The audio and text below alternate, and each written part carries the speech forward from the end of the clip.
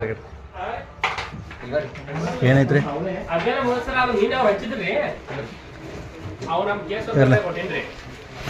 ಏನೈತ್ರಿ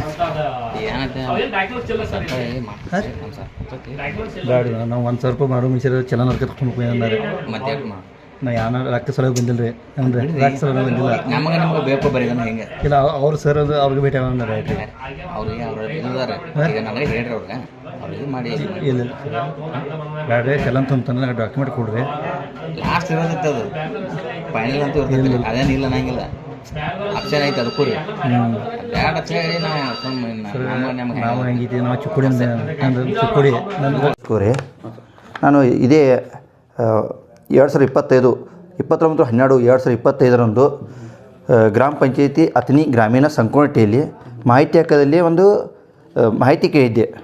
ಅದರಲ್ಲಿ ಮಾಹಿತಿಯಾಗಿ ನಾನು ಇವತ್ತು 28/1/2021 ನನಗೆ ಒಂದು ಲೆಟ್ರ್ ಬರ್ತೇವೆ ಮನೆಗೆ. ನಾನು ಅದೇ ಆ ಲೆಟ್ರ್ ತೆಗೆದುಕೊಂಡು ಆ ಗ್ರಾಮ ಪಂಚಾಯಿತಿಗೆ ಹೋಗಿ ಅಲ್ಲಿಂದ ಸೆಕ್ರೆಟರಿ ಅವ್ರಿಗೆ ಭೇಟಿಯಾಗಿ ಆ ಚಲನ್ ನಂಗೆ ಪಾವತಿ ಕೊಡಿ, ನಾನು ಅಮೌಂಟ್ ತುಂಬ ಇದ್ದೀನಿ ಇವತ್ತು ದಾಖಲಾತಿನ ಪೂರೈಸಿ ತಂದರೆ. ಅದೇ ರೀತಿ ಅವರಂತಾರೆ ಪಿ ಡಿ ಒ ಸರ್ ಅವ್ರು ನನಗೆ ಹೇಳಿದ್ದಾರೆ, ಏನಾದರೂ ತೊಗೋರಿ 1,000 ರೂಪಾಯಿ ತೊಗೋರಿ, 1,000 ರೂಪಾಯಿ ತೊಗೊಂಡು ಮುಗಿಸ್ಬಿಡ್ರಿ, ಸುಮ್ಮನೆ ಇದೆಲ್ಲ ಮಾಡಬೇಡಿ. ನಮಗೆ ಒಂದು ಹಣದ ಆಮಿಷ ತೋರಿಸಿದ್ರೆ ನಾನು ಹಣದ ಆಮಿಷಕ್ಕೆಲ್ಲ ಇದೊಂದು ಭ್ರಷ್ಟಾಚಾರ ಆಗಿದೆ ಆ ಗ್ರಾಮ ಪಂಚಾಯಿತಿಯಲ್ಲಿ.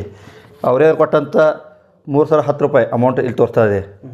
ಅದು ನಾವು ಚಲನ್ ತುಂಬಿಕೋದ್ರೆ ಇವರು 1,000 ರೂಪಾಯಿ ಕೊಡ್ತೀವಿ ನಿಮಗೆ, ಇದೇನು ಮಾಡಬೇಡಿ.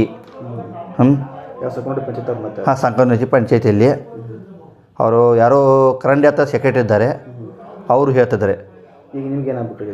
ಈಗ ನನಗೆ ದಾಖಲಾತಿಗಳು ಎಲ್ಲ ಪೂರೈಸಬೇಕು. ನಾನು ಚಲನ್ ತುಂಬಲಿಕ್ಕೆ ತಯಾರಿದ್ದೇನೆ ಹೀಗಾಗಿ.